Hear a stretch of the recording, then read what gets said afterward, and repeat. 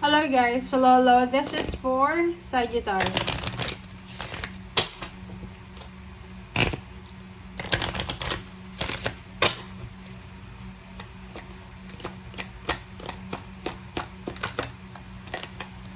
Okay. Sagittarius, patiently what you want. Communicate. Wow. So, pareho to ng Pisces. Sagittarius, sa linggong ito, sinasabi ng bara sa'yo na kinakailangan mo daw na maging mapasensya. Importante dito na yung mga gusto nating mangyari sa buhay natin, hayaan natin na mangyari yan. Huwag tayong magmamadali. Okay? Iwasan mo yung sobrang pagmamadali.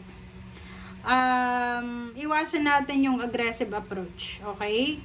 Para maiwasan yung problema, miscommunication, kailangan nating sabihin kung ano yung laman ng puso at isip natin sa tamang tono, sa tamang paraan. Analyze the situation.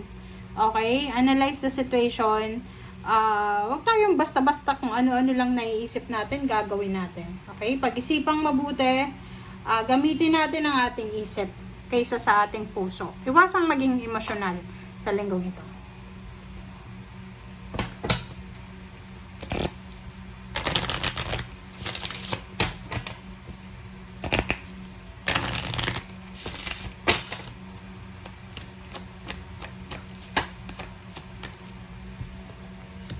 Okay, vows. Kasal guys, kasal. Nako. OMG. Mag-iingat ka. Nako. Sagittarius, are you single or in a relationship? Huwag tayong basta-basta mag-iisip na magpakasal, magpaplanong magpakasal, lalo ngayong linggong ito. Maging careful tayo kasi pwede kang magkamali. Alam mo ba sa kasal, lalo kung nasa Pilipinas ka, walang divorce sa Philippines. Annulment, legal separation, naabutin ka ng buti kang mapera ka. Pero kung wala kang pera, matatali ka lang sa isang relationship. So, pag-isipang mabuti, ilang taon ka na ba? Kung nasa below 30 years old ka, tapos nagmamadali kang magpakasal, nako, mag-iingat ka.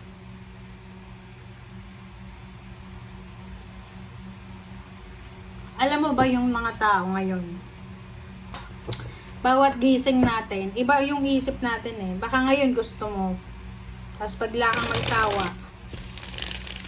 Kung nasa below 30 years old kayo, nako, mag-enjoy muna kayo.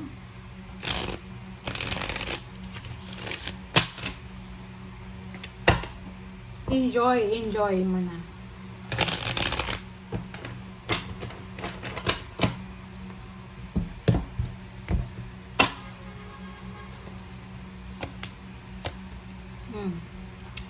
Okay, Sagittarius. 5 of Wands and 4 of Pentacles. Nako.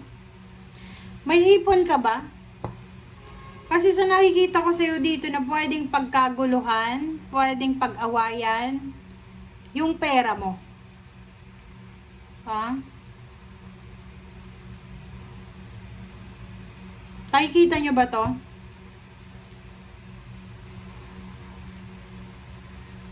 May mga tao na interesado sa trabaho mo.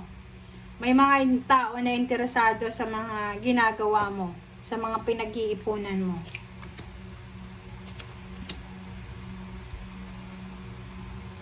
Nine of Cups and Six of Cups. May magbabalik sa'yo, nakakaloka ka. Kung ito ay yung ex mo, wag mo nang balikan.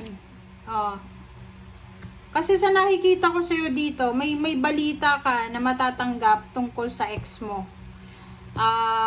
Eto ay posibleng yun. Pwedeng yung pakakasalan mo yung ex mo. Or posible lang yung balita na matatanggap mo yung ex mo, ikinasal na, buntis na, or may asawa na.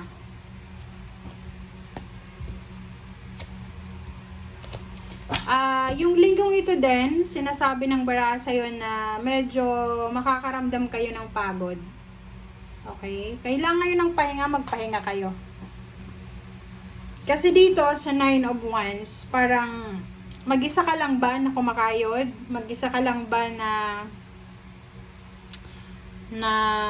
tumataguyod sa pamilya mo?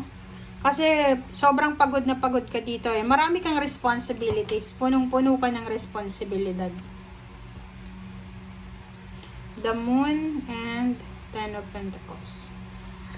Dito sa The Moon, and Ten of Pentacles, so nakikita ko sa'yo dito, natatakot ka na baka tumanda kang ganyan, walang makuha, walang, 'di ba? Parang sinasabi ng bara sa'yo, wala kang dapat na ikatakot kasi everyday is a blessing. Okay? Kahit wala hangga't buhay ka, limitless ang possibilities. Hangga't nabuhay ka, willing kang kumilos, masipag ka, wala kang dapat na alalahanin. 'Di ba? Sa love life daw, sinasabi na huwag kang magpadalos-dalos. Okay? Lalo yung pagpapakasal. Dapat may choice din tayo dyan. Okay? Huwag kang magpadalos-dalos. Kung iniisip mo yung magpapakasal, isipin mo na, ready ka na ba?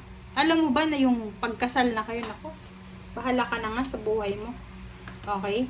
So, Queen of Swords and the Hierophant. 7, OMG. So, sa nakikita ko sir dito, isang tao ang posibleng makakasalamuha mo, makikilala mo in the near future. And yung person na yan ay posibleng makatulong siya sa kung ano man na mga financial dreams mo. Okay? Like for example, sorry wait lang guys.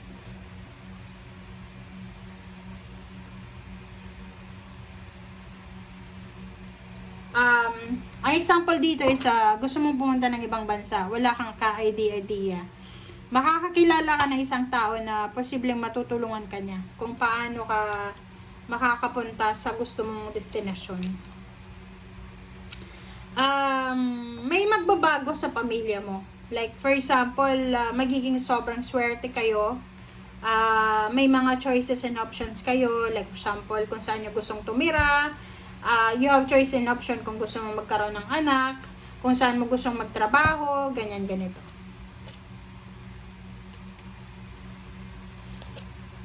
Alright.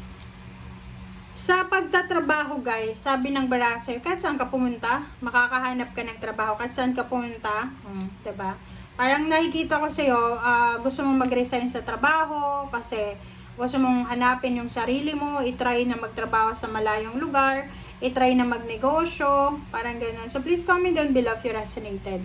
Ang sabi ng bara sa'yo dito, okay lang na maging masaya ka, but make sure na masaya ka talaga. Hindi yung masaya ka kasi masaya yung ibang tao. Dapat masaya ka kasi masaya ka. Masaya ka kasi pinapasaya mo ang sarili mo. Hindi yung masaya ka kasi masaya yung karelasyon mo. Mali daw yun.